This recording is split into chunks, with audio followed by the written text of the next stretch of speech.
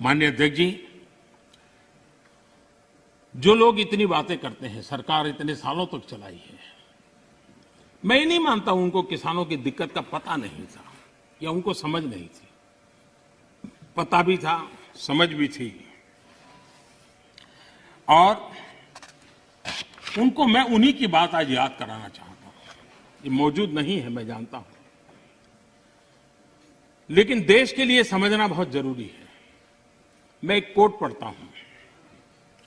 The state took initiative to amend their state APMC act in the year 2005 itself, providing for direct marketing, contract farming, setting up of a private market, consumer farmer markets, e-trading, and notified the rules in 2007 to implement the amended provision.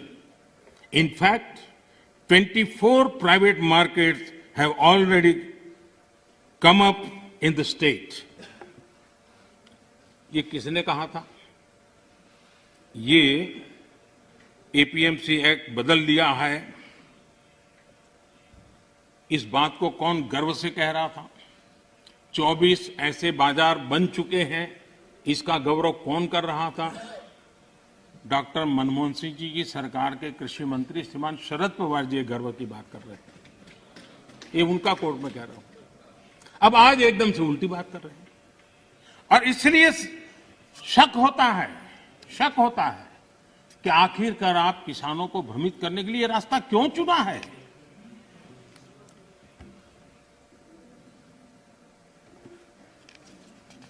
देश की मंडियां चल रहे हैं, syndicate और कीमतों को प्रभावित करने वाले नेक्सस में के बारे में जब उनको पूछा गया, उनको एक सवाल पूछा था कि ये नेक्सस है मंडियों वालों वगैरह का, तो क्या कहना है?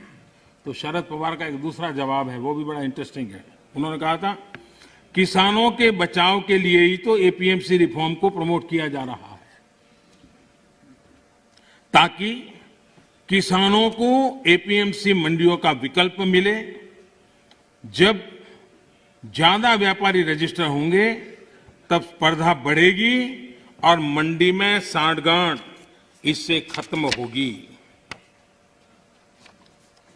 ये बात उन्होंने कही है, और इसलिए मैं समझता हूं कि इन बातों को हमने समझना होगा।